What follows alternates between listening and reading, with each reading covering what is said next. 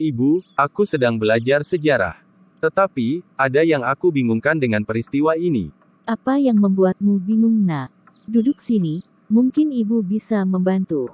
Ibu, mengapa di tahun 1900-an, haluan pergerakan rakyat Indonesia dalam melawan pemerintah Belanda berubah, dari menggunakan persenjataan, menjadi organisasi pergerakan, Bu? Oke, begini nak. Ada beberapa hal yang menyebabkan bergantinya haluan pergerakan rakyat Indonesia, karena jika melakukan perlawanan dengan menggunakan senjata dianggap kurang efektif. Selain itu adanya tekanan dan penderitaan yang berkelanjutan.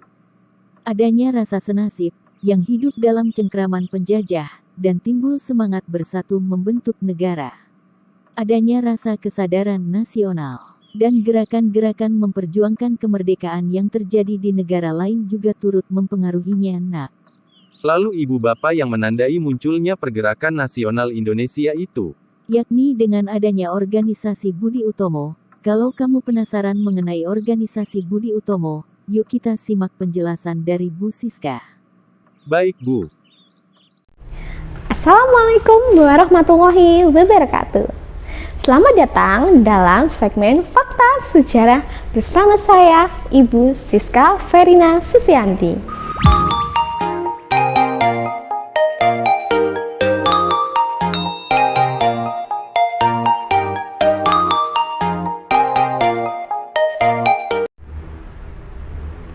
Untuk segmen Fakta Sejarah yang pertama ini, kita akan membahas mengenai fakta tanggal 20 Mei. Ada apa sih di tanggal 20 Mei itu? Yap, benar sekali. Di tanggal 20 Mei ada peristiwa besar bersejarah bagi bangsa Indonesia, yaitu berdirinya organisasi Budi Utomo dan Hari Pergerakan Kebangkitan Nasional. Yuk, mari kita bahas satu persatu terlebih dahulu. Budi Utomo adalah organisasi pergerakan yang didirikan oleh Dr. Sutomo, mahasiswa kedokteran Stovia pada tahun 1908. Atas gagasan dari Dr. Wahidin Sudirohusodo. Pada bulan Juli 1908, gagasan Budi Utomo sudah menyebar ke sekolah di wilayah Jawa dan anggotanya sudah mencapai 650 orang, baik dari suku Jawa maupun dari suku Madura. Sebagai sebuah organisasi di zaman pendudukan Belanda, tentunya Budi Utomo memiliki arsip pengakuan sebagai sebuah organisasi. Tertanggal 28 Desember 1909. Dalam arsip tersebut disebutkan bahwa tujuan dari pendirian Budi Utomo ialah menggalang kerjasama antara rakyat Jawa dan Madura secara harmonis. Budi Utomo juga mencurahkan perhatiannya pada bidang pendidikan, kebudayaan, teknik, dan industri, serta menumbuhkan kembali seni dan tradisi pribumi, menjunjung tinggi cita-cita umat manusia pada umumnya dan membantu meningkatkan kesejahteraan bangsa.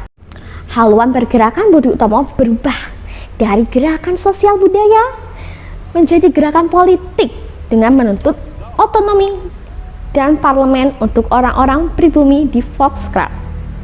Di tahun 1921 dan 1922, Budi Utomo mulai menempuh jalan politik revolusionernya dengan mempertanyakan kebijakan pemerintah Belanda.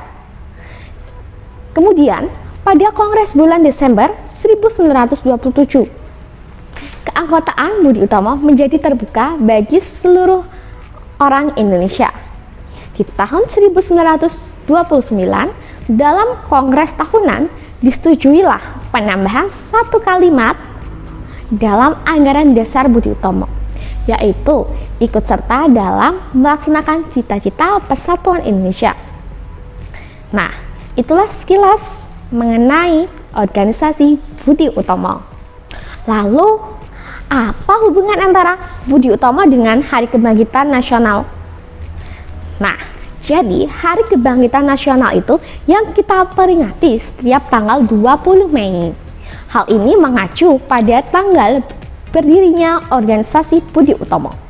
Hal ini dikarenakan Budi Utomo adalah organisasi Bumi Putra pertama di Indonesia, dan dengan berdirinya Budi Utomo mampu memberikan pengaruh terhadap pendirian organisasi-organisasi pergerakan setelahnya seperti Sarekat Dagang Islam dan Intis Separtai. Nah, Hari Kebangkitan Nasional sendiri pertama kali diperingati pada tahun 1948, 3 tahun pasca Indonesia merdeka.